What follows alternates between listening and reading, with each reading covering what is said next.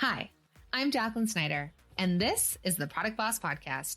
I've helped launch and grow thousands of product-based businesses, even one of my own. And over the last 20 years, I've seen behind the scenes of businesses just like yours. Whether they are makers, manufacturers, artists, or food and beverage businesses, I have spent so many hours studying it all. I've discovered what makes them successful, what mistakes they could have avoided, how did they turn their ideas into a successful business, and what are the strategies that they have used to make more sales and be discovered by more customers. And this is what this show is all about.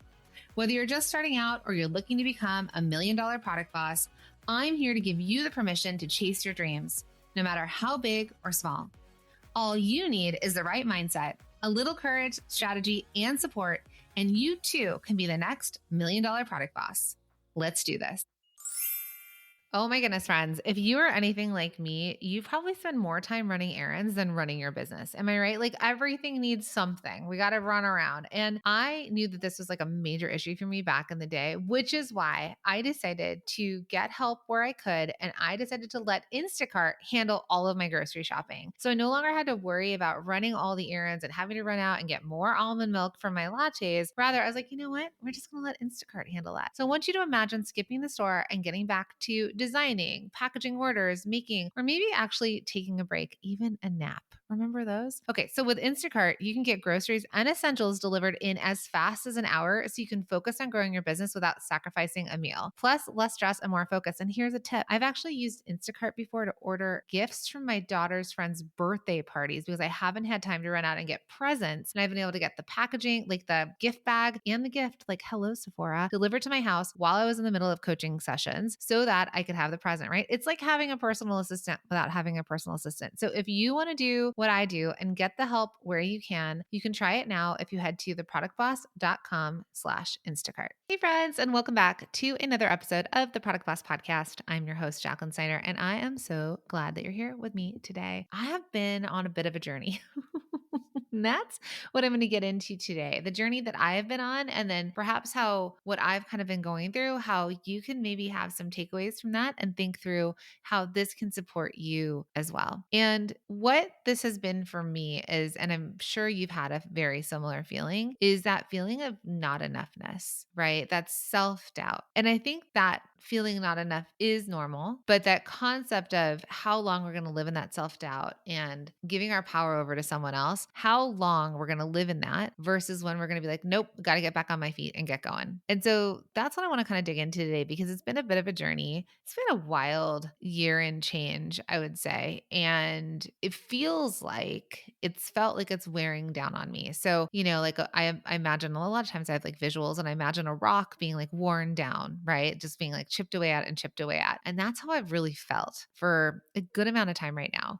I think you may know this, but like I dealt with my dad passing away last year in the middle of the summer, buying the business from my co-founder and trying to keep the business running and performing and doing all the things that it's supposed to do. Bought a house last year, which was beautiful and amazing. My mom is battling cancer. So there's that, right? There's just so many things. Like life is lifing around me. And I'm not saying any of this to feel sad or bad or any of that, but I think actually, let me go back. Actually, I think I was. I think before I just went on a retreat, and I'm going to dig into kind of what I went on the retreat about. But before I went on this retreat, I was feeling like, again, that rock being chipped away, one thing after the other, after the other, after the other, just stealing my joy and adding self-doubt and feeling not enough and feeling chipped away at. And that's all true. They're all terrible things or wonderful things that have happened. But then after this recent retreat I went on, it was kind of like I came out of it and I thought, no, this is life. This is the richness of life.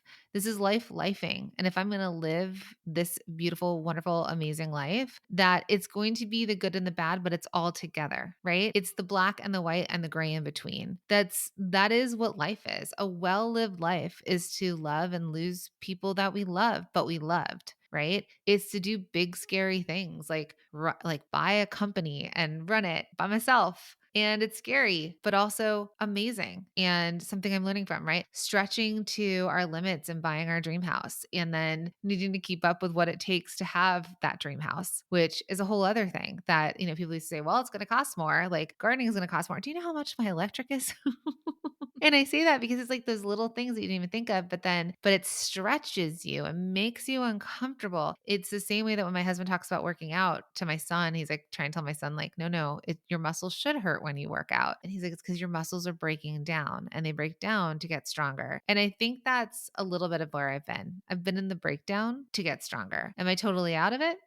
Probably not, but I'm doing better with it, meaning I'm starting to see the hits. I used to feel like, well, the hits just keep coming. And instead of feeling like the hits just keep coming, I'm going with more of a, well, those hits are coming so that I can learn how to dodge them and keep going. So, I was at this retreat. I have a mastermind for product bosses that are 6 to 7 figures, but I'm also in masterminds. I've been in them since before I ever started the product boss, but a decade after starting my previous business. So I wasn't always supported. I wasn't always around other people doing similar big, amazing things as me, as entrepreneurs, as women, and all the things. But I try and get into those rooms because you can feel really alone. I can feel really alone working, with a team that's virtual and, community that's virtual and from wherever I am, whether it was my office or my house or wherever I am. And so I'm like, I need to get in the room with people, other successful people with big dreams, audacious, they're thinking big, all the things. So I'm sitting in this room. And again, that not enoughness was coming up. And I was like, do I even know enough? They were all much younger than me. They're all having their babies now. And my kids are older. And I was like, God, if only I was like them when I was that young. And then I like slap myself across the face and be like, Jacqueline, you were like them. I started my company at 26. I had a $500,000 company in my late 20s, early 30s, which was a lot of money back then. And I was having babies. So I was like them. So I'm like, okay, one, slap myself across the face and be like, wake up, girl. You are her. You're actually a little bit later. And then I had to say, well, where is this not enoughness coming up from? And I realized it's coming from comparing, right? Because compare leads to despair. If you see others as ahead of you and you start to compare, it's like we're never going to catch up. Thinking that I need to know more, do more, be more to be qualified, and feeling like everybody else has it figured out, but I don't.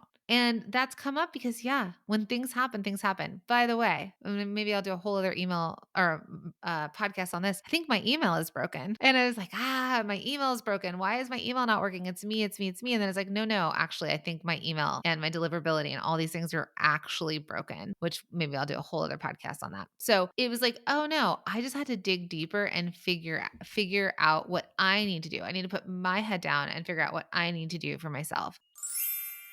Hey friends. Okay, so I don't know if you're anything like me, but sometimes it feels like my self-care routine is slipping through the cracks because when I'm juggling and wearing all the hats in my business and doing all the things, I mean, the last thing I have to do is like really fulfill that self-care routine that my daughter's talking about. She's like, "Mom." So listen. So when it comes to running a successful business, you can't really pour from an empty cup. And a lot of times that self-care is like one of the first things to get yourself recalibrated. So that's why I want you to meet Glossy. Now, Glossy is my favorite daily beauty supplement designed to transform your skin and gut health from the inside out. And I'm actually an investor in this business because I so believe in this idea of science-backed ingredients for digestion and skin hydration. And Glossy makes it really easy to look and feel your best without that whole 10-step routine in the mirror, the thing I don't actually have time for. All I have to do is simply mix a stick into my water and I'm good to go. So if you want to try this, because I so believe in this business, I think it's amazing. It's done so many wonders for my skin and my gut, which are two things that I need help with. And you want to simplify your wellness and your beauty, all you have to do is click in the show notes and you can use the code Jacqueline Snyder. So it's my full name. Use the code Jacqueline Snyder and I'm hooking you up with 15% off your order. So cheers to glowing skin and a thriving business. Hey friends, are you unsure of what to say on social media or what to even send in your weekly emails? Well, what if creating content could be easy? Would you be looking for a shortcut to creating consistent content? Yes, consistent content, because consistency is key. Well, let me tell you, you are not alone when you feel like you're struggling on what to post or what to write in emails. And we know that you have that product part of your business down. But as you're listening to this podcast, you probably already know that to get more people to your products, to buy your products, you need to create great content. Oh, I know. I keep saying content, and that's the dreaded C word. And we can't tell you how many product bosses tell us that they want to create great content for their audience and their customers, but they don't know what to say, or they are so busy they they can't find the time, or they really, really, really don't want to be the face of their brand. Well, no worries, because that's exactly why we created A Year of Content. It is your shortcut to creating consistent content that resonates with your audience and brings more loyal customers who can't wait to buy your products. If you want to see how easy this is and how easy it is to create content for your audience and your customers, head to www.ayearofcontent.com.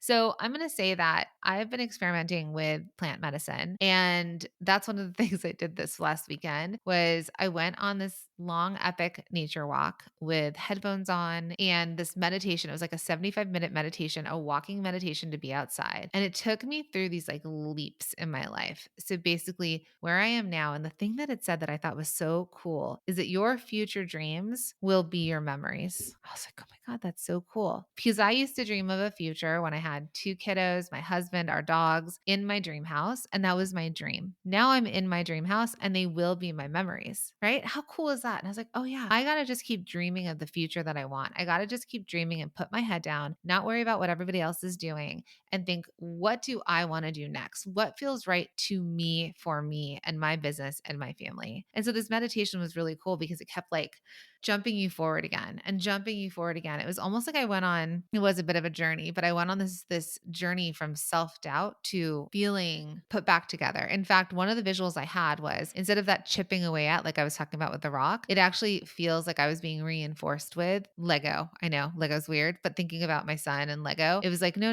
like everything that happens to me is actually instead happening for me. And it's reinforcing me. And this richness of life is reinforcing all of the things that I know, all of the ways that I can show up in this world and serve, all the ways that I can be here on this podcast and speak to you and share, right? Because if my life was like, I've got nothing, nothing. If everything was served to me on a silver platter and everything came so easy, what do I have to teach from? So I want you to think about that for yourself as well. I want you to think of if there's a way to go from, do I know enough? Am I not enough? The not enoughness part, right? And then actually think, and this is a new like redirect I've been doing where I've been kind of doing like a double clap or hitting myself in the leg twice, like a little tap tap, and being like, I am figuring this out. I am figuring this out. I started with I can figure this out. That was my first part. Like instead of like, I don't know how to figure this out, I went to I can figure this out. And then from there I went to I am figuring this out. So I believe this for all of us. I believe that, that comparison or feeling like someone's more ahead of us or someone else has figured this out, or you just have to listen to so many more podcasts and take so many more courses and do all the things. Yes, I think there's always going to be strategy. The strategy is really important, but the mindset is the most important because you can give the smartest of person strategy, but if they're all up in their head about how they can't do it, they can't see it, they've got their glass ceiling that's like super, super low and they can't see past that, they're really not going to take that to the finish line, right? They're going to feel stuck. They're going to have that limiting belief that keeps them thinking and acting small. So I want you to think about maybe using my affirmation or come up with your own of I am figuring this out. And there is no enoughness. You are enough. You are, even if you think about it, your dreams from years ago, you are now becoming the memories of your future self. And if you don't like what's happening, then change it and know that you can do it with self-doubt and not enoughness and imposter syndrome anyways, because we're always going to have those feelings when we take these big leaps, when new things are kind of presented towards us and things are really uncomfortable. I've had to make some really uncomfortable decisions lately as well. And it takes me a really long time, by the way, to get to the really uncomfortable stuff. Like I might have known it for a long time, but it takes me a really long time to take action on it. And I think that's a big change that I want to make. So what I'd really like you to do is hear me when I say I too have self-doubt. I too feel like an imposter sometimes or the not enoughness. And the work that I'm doing is to start to go back into me and trust myself and to trust my gut. I've been telling my students this lately, but someone had kind of explained it, but like your brain lies to you. These stories we tell ourselves, our brain keeps us up in our head, but that's actually not where our decisions necessarily should stem from. I'm trying to figure out if I'm saying this right, but like what it is that gut feeling, that feeling in your gut when you're like, no, our brains will override that gut feeling. So can you try and go back into your body and find like, no, you have everything that you need. My husband said this recently. I'm not sure if I shared it on the podcast, but he was at a retreat, and they said there's two fears that babies are born with. Babies are born with the fear of falling and the fear of loud noises. Nothing else. Nothing else. So all these other fears that we have, even the self-doubt of not being enough, is brought in from somewhere else. It's not innate in us as humans. When we were babies and we were born and we were learning to walk and crawl and whatever, as a baby, did we ever think like we're not enough to be loved? No. We're just babies doing baby things. So the not enoughness is learned, and it's just not true. And I know, trust me, because before the weekend, you could have said to me, like, no, Jacqueline, you are enough. And I'd be like, no, these are all the reasons why I'm not. But now, as I've kind of, and I know I brought up plant medicine, but that's just because there's a lot of healing and healing modalities that I'm trying, and thinking through like different ways to heal trauma from childhood and to heal stuff from my 20s and my 30s and even my 40s, right? And so the thing for you is that however you choose to do your healing, I think it's going back in, and whether you find a meditation, whether you find a retreat, a podcast, a book, something that's going to help you start to overcome that self-doubt. And then I also think with the self-doubt is also just the practice of it, right? If you feel like you don't know enough, just start to actually take action and learn. Start to take action. The self-doubt is when we sit in the inaction, but when we take action, at least we're learning from it. A baby learns to walk and crawl, right? And they fall down, but they're not like, I suck, I'm never getting back up, I'm never going to walk again. They get right back up. There's not a loop playing in their brains that they shouldn't do that again. So I'm excited for you to start this journey, if you haven't already, on realizing that this feeling is actually what's holding you back. And if you can work on your mindset, and again, like try mine, the pattern interrupt with the 2 claps, and then I am figuring this out. 2 claps. And every time your brain starts to tell you something else, no, I am figuring this out. And from that, it's just that little gentle nudge from yourself to say, you've got it, my friend. Okay. You got it, babe. You got it. You're figuring this out. And I know you can. And I think deep down, you know you can too. So keep coming back to the podcast. Make sure you're subscribed to the show so that you know when we're dropping episodes. But keep coming back, because I'm here to support you with strategy, with business, but also mindset and inspiration, and just letting you know that you're not alone in these feelings, that we all kind of have them. And I wanted to share mine. All right, my friends, until next time.